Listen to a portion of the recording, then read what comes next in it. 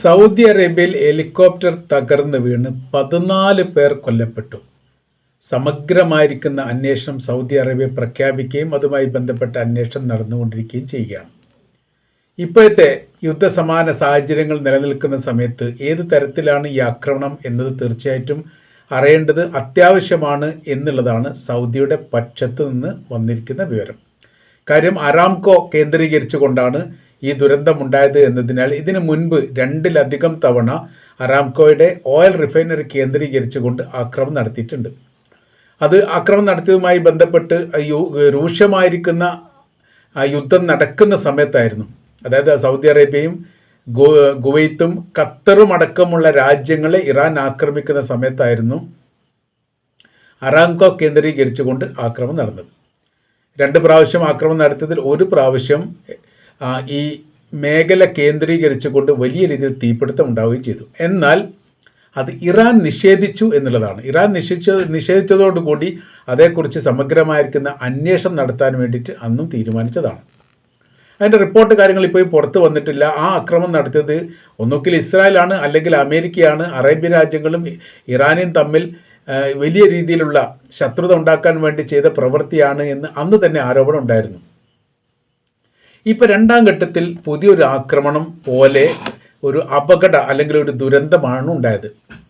അരാംകോയുടെ ഹെലികോപ്റ്ററാണ് അപകടത്തിൽപ്പെട്ടത്. കിഴക്കൻ സൗദിയിലെ റാസ്തന്നൂറ എന്ന എണ്ണ ടെർമിനലിന് സമീപമാണ് ദുരന്തമുണ്ടാകുന്നത്. യാത്രക്കാരായിരുന്ന അതല്ലെങ്കിൽ ഹെലികോപ്റ്റർ ഉണ്ടായിരുന്ന 14 പേരും കൊല്ലപ്പെട്ടു. 14 പേരും സൗദി പൗരന്മാരായിരുന്നു. അത് ഏതൊക്കെ സ്ഥാനം വഹിക്കുന്നവരാണ് എന്നതിനെക്കുറിച്ച് വിവരങ്ങളൊന്നും ഇപ്പോഴും പുറത്ത് വിട്ടിട്ടില്ല. അതേക്കുറിച്ച് അന്വേഷിക്കുകയാണ്. കാരണം വ്യക്തമല്ല. സാങ്കേതിക തകരാറ് മൂലമോ മനുഷ്യപിഴവ് മൂലമാണോ ഈ അപകടം നടന്നത് എന്നതിനെക്കുറിച്ച് സമഗ്രമായി അന്വേഷിച്ച ശേഷം മാത്രമേ റിപ്പോർട്ട് പുറത്ത് വിടുകയുള്ളൂ എന്നാണ് അവിടുന്ന് ലഭ്യമാകുന്ന വിവരം. നമുക്ക് ന്യൂസ് പരിശോധിക്കുന്ന സമയത്ത് അങ്ങനെയാണ് മനസ്സിലാക്കാൻ വേണ്ടി പറ്റുന്നത്. അതിൻ്റെ പൈലറ്റിനെ കുറിച്ചോ കോ പൈലറ്റിനെ കുറിച്ചോ ഉള്ള യാതൊരു വിവരവും പുറത്ത് വന്നിട്ടില്ല. ഇറാൻ്റെ ആക്രമണമാണ് ഇത് സ്ഥിരീകരിക്കാൻ പറ്റി യാതൊരു തെളിവും നിലവിലെ സാഹചര്യത്തിൽ ഇല്ല എന്നുള്ളതാണ്. അത്തരം തെളിവുണ്ടെങ്കിൽ തീർച്ചയായിട്ടും അന്വേഷിച്ച് കണ്ടുപിടിക്കാൻ സാധിക്കുന്ന തരത്തിലുള്ള അന്വേഷണം നടക്കുന്നു എന്ന് മനസ്സിലാക്കാൻ വേണ്ടി പറ്റുന്നു. നിരീക്ഷണ പറക്കൽ നടത്തുന്ന സമയത്തോ അതല്ലെങ്കിൽ ജീവനക്കാരെ എണ്ണപ്പാടങ്ങളിലേക്കും ഓഫ്ഷോർ പ്ലാറ്റ്ഫോമിലേക്കും എത്തിക്കുന്ന സേവനം ചെയ്യുന്ന സമയത്തോ ആയിരിക്കാം അപകടത്തിൽപ്പെട്ടത് എന്ന് അനുമാനിക്കുന്നു. എഞ്ചിനീയർമാരും ടെക്നീഷ്യന്മാരും മേൽനോട്ടം വഹിക്കുന്നവർ, അടിയന്തര ഉദ്യോഗസ്ഥന്മാർ എന്നിവരെല്ലാവരും ഒരുപക്ഷെ ഈ ഹെലികോപ്റ്റർ ഉണ്ടാവാൻ സാധ്യതയുണ്ട് എന്നുള്ളതാണ് വിലയിരുത്തുന്നത്. ലിനാർഡോ AW139 എന്ന ഇറ്റാലിയൻ നിർമ്മിതമായിരിക്കുന്ന ഹെലികോപ്റ്ററാണ് ദുരന്തത്തിൽപ്പെട്ടത് എന്ന് അനുമാനിക്കുന്നു. സ്ഥിരീകരിച്ച റിപ്പോർട്ടല്ല പുറത്തു വന്നത്. ഈ ഹെലികോപ്റ്ററിൽ ഏകദേശം 15 യാത്രക്കാരെയെങ്കിലും വഹിക്കാൻ വേണ്ടിയിട്ട് ശേഷിയുള്ളതാണ്. നിലവിൽ 14 യാത്രക്കാരാണ് ഉള്ളത് എന്നാണ് അനുമാനിക്കുന്നത്. അത് പൈലറ്റും കോ പൈലറ്റും അടക്കമാണ് എന്ന് മനസ്സിലാക്കുന്നു.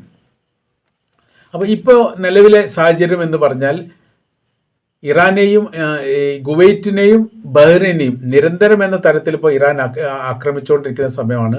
ഈ മേഖല കേന്ദ്രീകരിച്ചുകൊണ്ടാണ് ഇറാൻ നേരെ ആക്രമണം ഉണ്ടായത് എന്നതിലാണ് തിരിച്ചടി ഉണ്ടാകുന്നത്. സൗദി അറേബ്യയും UAEയും അതേപോലെ തന്നെ ഖത്തറും ഏറെക്കുറെ ഈ യുദ്ധവുമായിട്ട് ബന്ധപ്പെട്ട് ഇപ്പോഴത്തെ ആക്രമണത്തിൽ കക്ഷികളാകാൻ നിൽക്കാറില്ല. അല്ലെങ്കിൽ അവിടുന്ന് വലിയ രീതിയിലുള്ള നിർദ്ദേശത്തിൻ്റെ അടിസ്ഥാനത്തിൽ അമേരിക്ക ഇറാന് നേരെ ആക്രമണം നടത്താൻ വേണ്ടി ഈ ഭൂപ്രദേശം ഉപയോഗിക്കുന്നില്ല എന്നാണ് അനുമാനം. എന്നാൽ ഇന്നലെ ഖത്തറിന് നേരെയും ആക്രമണം നടന്നിട്ടുണ്ട്. അതിന് ഇറാൻ പറഞ്ഞിരിക്കുന്ന കാര്യം ഖത്തറിൽ നിന്ന് വീണ്ടും അമേരിക്ക ആക്രമണം തുടങ്ങിയിട്ടുണ്ട്. അതുകൊണ്ട് തന്നെ ആ മേഖല കേന്ദ്രീകരിച്ചുകൊണ്ട് തങ്ങൾ തിരിച്ചടിക്കും എന്നുള്ളതാണ്. അപ്പോൾ ഈ മേഖലയിലും ആ തരത്തിലുള്ള പ്രവർത്തികൾ അറിഞ്ഞുകൊണ്ടോ അറിയാതെയോ, അതായത് ഈ ഖത്തർ ഗവൺമെൻറ്റിൻ്റെ പ്രതിനിധികളോ ബന്ധപ്പെട്ടവരോ അറിയാതെ പോലും അമേരിക്ക ഈ പ്രവൃത്തി ചെയ്യുന്നുണ്ട് എന്നാണ് അനുമാനം. അപ്പോൾ ഇങ്ങനെ ഏതായിരുന്നാൽ ഈ മേഖല ആന്തരികമായ രീതിയിൽ വലിയ സംഘർഷാവസ്ഥ ഇപ്പോഴും നിലനിൽക്കുന്നു. ഒരു ശാന്തമായിരിക്കുന്ന ഒരു അന്തരീക്ഷം ഇല്ല. സാധാരണക്കാരത് ബാധിച്ചിട്ടില്ല. സാധാരണക്കാരുമായിട്ട് ബാധിക്കപ്പെടുന്ന രീതിയിൽ യാതൊരു വിഷയമില്ലെങ്കിൽ പോലും സർക്കാർ തലത്തിലും പ്രതിരോധ തലത്തിലും സൈനിക ആയുധ തലങ്ങളിലെല്ലാം വലിയ രീതിയിലുള്ള ആകാംക്ഷയും പ്രയാസവും യഥാർത്ഥത്തിൽ അറേബ്യൻ രാജ്യങ്ങൾക്ക് മുഴുവനായിട്ട് ഇപ്പോൾ നിലനിൽക്കുന്നു. കാര്യം അവരുടെ വലിയ രീതിയിലുള്ള അന്താരാഷ്ട്ര തലത്തിലുള്ള വികസന സംബന്ധമായിരിക്കുന്ന കാര്യങ്ങളൊക്കെ ഏറെക്കുറെ നിന്ന് പോയിരിക്കുന്ന സ്ഥിതിയാണ്. രാജ്യം ഒരു ആഭ്യന്തരപരമായിരിക്കുന്ന യുദ്ധത്തെ അഭിമുഖീകരിക്കുന്ന സമയത്ത് രാജ്യപുരോഗതിയുമായിട്ട് ബന്ധപ്പെട്ട് വലിയ രീതിയിലുള്ള മുതൽ മുടക്ക് ഇറക്കാൻ വ്യവസായികളും സമ്പന്നരും തയ്യാറാകാത്തതിൻ്റെ ഒരു ക്ഷീണവും യഥാർത്ഥത്തിൽ UAE അടക്കമുള്ള രാജ്യങ്ങൾക്കുണ്ട്. UAE പ്രത്യേകിച്ച് ഒരു ബിസിനസ് പ്ലാറ്റ്ഫോമുള്ള അന്താരാഷ്ട്ര തലത്തിലെ ഒരു ബിസിനസ് പ്ലാറ്റ്ഫോമുള്ള രാജ്യമാണ് UAE എന്ന് പറയുന്നത്. ലോകത്തിലെ വ്യത്യസ്തമായിരിക്കുന്ന രാജ്യക്കാരും രാജ്യത്തിലെ വ്യവസായികളും സമ്പന്നരും ഭരണാധികാരികളും അവിടെ പണം മുടക്കിയിട്ട് വലിയ രീതിയിലുള്ള മുതൽ മുടക്ക് നടത്തുന്ന ഒരു രാജ്യം കൂടിയാണ്. എന്നാൽ അവിടേക്ക് നിരന്തരം ആക്രമണം ഉണ്ടായതോട് കൂടിയിട്ട് ഒറ്റപ്പെട്ട രീതിയിലാണെങ്കിൽ പോലും വ്യവസായികളും സമ്പന്നരും പതുക്കെ പതുക്കെ പിറകോട്ട് പോകുന്ന സ്ഥിതി കാണാൻ വേണ്ടി സാധിക്കുന്നു.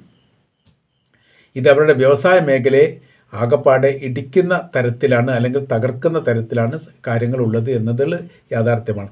ഇങ്ങനെയൊക്കെ സാഹചര്യങ്ങളും സംവിധാനങ്ങളും അവിടെ നിലനിൽക്കുന്നത് എന്നതിനാൽ പല ഘട്ടങ്ങളിലായി അമേരിക്കയോട് UAE തന്നെ പറഞ്ഞിട്ടുണ്ട്, തങ്ങളുടെ രാജ്യത്തിൽ നിന്ന് ഇറാൻ ആക്രമിക്കുന്ന പ്രവർത്തനങ്ങൾ ഒഴിവാക്കണം, രാജ്യം വലിയ പ്രതിസന്ധിയിലാണ് എന്ന തരത്തിൽ. അങ്ങനെയാണ് UAEയുടെ വിഷയങ്ങൾ.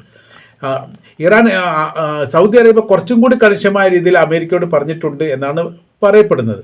ഏതായാലും ഇപ്പോഴത്തെ ദുരന്തവുമായിട്ട് ബന്ധപ്പെട്ട കാര്യം ഏത് തരത്തിലാണ് ഉണ്ടായത് എന്നതിനെക്കുറിച്ചുള്ള സമഗ്രമായിരിക്കുന്ന അന്വേഷണത്തിന് ശേഷം മാത്രമേ കാര്യങ്ങൾ പറയാൻ പറ്റുകയുള്ളൂ എന്നാണ് ഏറെക്കുറെ ഈ മേഖലയിൽ നിന്നും നമ്മൾക്ക് ലഭ്യമാകുന്ന വിവരങ്ങളും അതോടനുബന്ധിച്ച് തന്നെ ഇതിനോട് അനുകരണമായ രീതിയിൽ സൗദി ഗവൺമെൻറ് പ്രതിനിധികൾ സംസാരിച്ചതും ഏറെക്കുറെ ഇങ്ങനെയൊക്കെ തന്നെ